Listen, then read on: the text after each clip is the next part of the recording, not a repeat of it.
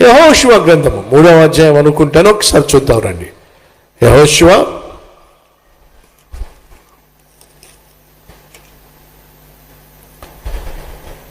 3వ అధ్యాయము 5వ వచనము, పేజ్ నెంబర్ 178. మరియు యెహోషువ ఇలా అంటున్నాడు, అందరం కలిసి చదువుదామా? అప్పుడు బైబిల్ ఎంతమందికి దగ్గర ఉందో తెలిసిపోతుంది. యెహోషువ 3వ అధ్యాయము 5వ వచనం. యెహోషువ అంటున్నాడు, రేపు యెహోవా మీ మధ్య అద్భుత కార్యములను చేయును గనుక, ఏమిటి? మిమ్మును మీరు పరిశుద్ధపరుచుకునుడని జనులకు ఆజ్ఞాపించెను. ఏమంటున్నాడు చెప్పండి? రేపు మీ మధ్య యెహోవా అద్భుత కార్యము అనుందా? ఏదో 100కో 1,00,00,000కో ఒకటి చేస్తాడా? అద్భుత కార్యము అనుందా? అద్భుత కార్యములు అనుందా? చెప్పండి. మీ బైబిల్ అలాగే ఉందా? నా ప్రభువు ఏదో 1 అర చేసి చాలే, స్టాక్ లేదు. ఏ స్టాకు? అద్భుతాల ఆశ్చర్య కార్యాల స్టాక్ లేదు అనేవాడు అనుకుంటున్నారా? లేదండి. రేపు మీ మధ్య ఎవరు చేస్తారు చెప్పండి? యెహోవా. మర్చిపోకండి, ఎవరు చేస్తారు అద్భుతాలు? యెహోవా మీ మధ్య. ఎక్కడో కాదు, ఎక్కడ? మీ మధ్య. ఎవరింట్లోనో కాదు, ఎక్కడ? మీ ఇంట్లోనే. ఎవరి జీవితంలోనో కాదు, నీ జీవితంలోనే. యెహోవా ఏదో ఒక చిన్న అరకొర అద్భుతం కాదు, అద్భుతములు చేయును. చేయొచ్చు అనుందా అక్కడ? చేస్తే చేయొచ్చు అనుందా? చేయును అనుందా? ఇది చెప్పండి. రేపు మీ మధ్య యెహోవా అద్భుత కార్యములు ఏమిటి చేయును అంటే అర్థం ఏమిటి? చేసేస్తాడు. అర్థమైంది? ఎంత బాగుందని మాట.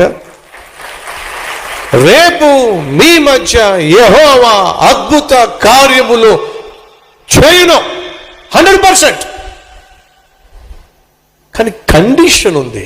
ఏమిటి ఆ కండిషన్ అంటే, నేడు మిమ్మును మీరు ఏమిటి పరిశుద్ధపరచుకోండి.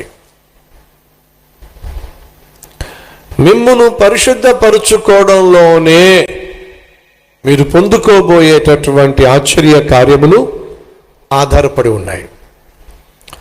మనందరికీ తెలిసిన ఒక మాట ఉంది కదా, ఏమిటి? ఎవడును పాత తిత్తులలో క్రొత్త ద్రాక్ష రసము పోయడు. మనకు అర్థమయ్యే భాషలో కడగని గిన్నెలో పాలు. మరి ఈ రోజుల్లో భార్య పోస్తుందో భర్త పోస్తుందో? రోజులు మారుతున్నాయి కదా. అడుగుతున్నాను, ఆ గిన్నె కడగలేదండి.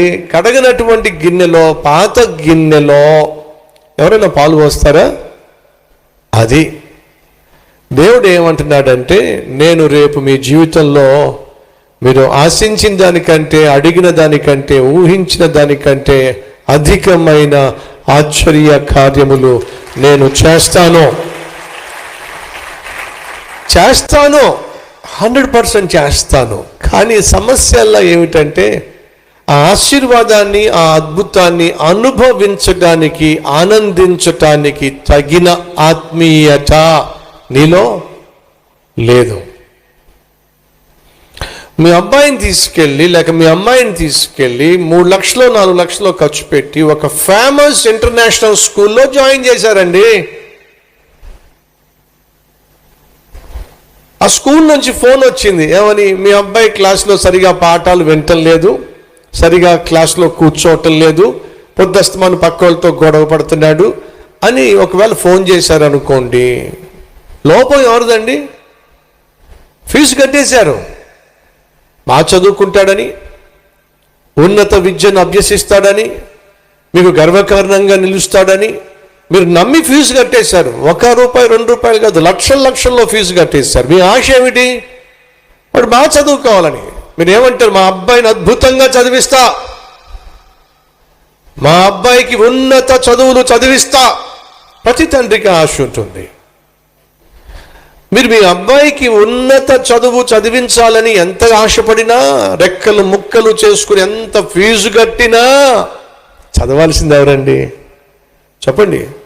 వాడు చదవకపోతే, వాడు పుస్తకం పట్టకపోతే, వాడు కుదురుగా క్లాసులో కూర్చోకపోతే మీ ఆశ ఏమవుతుంది చెప్పండి?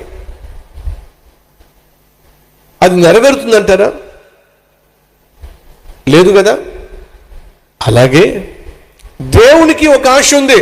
నీ జీవితంలో, నా జీవితంలో ఏదైతే కొరతగా ఉందో, ఏదైతే నీకు కలతను తీసుకొస్తుందో, కృంగిపోయే విధంగా చేస్తుందో, కన్నీరు మున్నీర ఏడ్చే విధంగా చేస్తుందో, దానికి దేవుడు జవాబు ఇవ్వాలని ఆశపడుతున్నాడు. కానీ నీ చేతుల్లో ఉంది. ఆ జవాబు పొందుకోవాలి అంటే దానికి తగిన ఆత్మీయతను కనపరచాలి. యెహోషువ ఏమన్నాడు? రేపు మీ మధ్య యెహోవా ఆశ్చర్య కార్యములు లేక అద్భుతములు చేయును కాబట్టి మిమ్మును మీరు పరిశుద్ధ పరుచుకోవాలి. ఎవరో వచ్చి మిమ్మల్ని పరిశుద్ధపరచరు. వింటున్నారా? ఎవరో వచ్చి మిమ్మల్ని కడగరు. మిమ్మల్ని మీరే పరిశుద్ధపరచుకోవాలి. మీ లోపాలు మీరే గ్రహించాలి. ఆ లోపాలను బట్టి మీరే పశ్చాత్తాపడాలి. మీ తరఫున నేను సారీ చెప్తే ఆ సారీ చెల్లుతుందంటారా? చెప్పండి. అబ్బాయి తప్పు చేశాడండి, నాన్న వెళ్ళి మా అబ్బాయి తరఫున నేను మిమ్మల్ని క్షమాపణ కోరుతున్నానంటే వాళ్ళు సాధారణంగా అయ్యో పెద్దవారు మీరు అంత మాట అనకండి అంటారు. కానీ అసలు మీ వాడు ఏమయ్యాడండి? వాడిని రమ్మని ముందు. వాడు చేయకూడదు చేసేసి, తప్పు చేసేసి వాడు వెళ్ళిపోయి శుభ్రంగా టీవీ ముందు కూర్చొని సినిమా చూస్తున్నాడా? మీరు వచ్చి వాడు తరఫున మీరు సారీ చెప్తున్నారా? ముందు వాడిని రమ్మని చెప్పండి. తప్పు చేసిన వాడే కదండి సారీ చెప్పాల్సింది.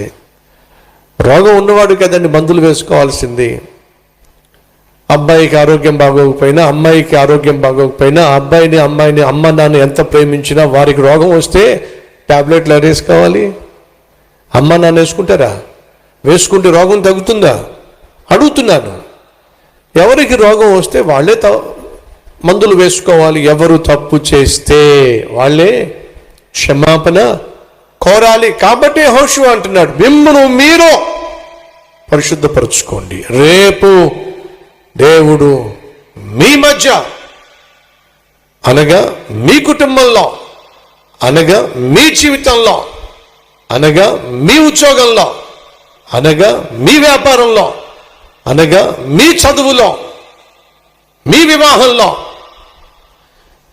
ఏ విషయంలో అయితే నువ్వు దేవుని అద్భుతాన్ని ఆశిస్తున్నావో ఆ విషయంలో నేను ప్రకటిస్తున్న యెహోవా ఆశ్చర్య కార్యములు చేయును. ఆ ఆశ్చర్య కార్యాన్ని స్వతంత్రించుకోవాలి అని ఆశించేవాడు చేయాల్సింది ఏమిటి? హృదయ పరీక్ష. ముందుగా మనల్ని మనం పరీక్షించుకోవాలి.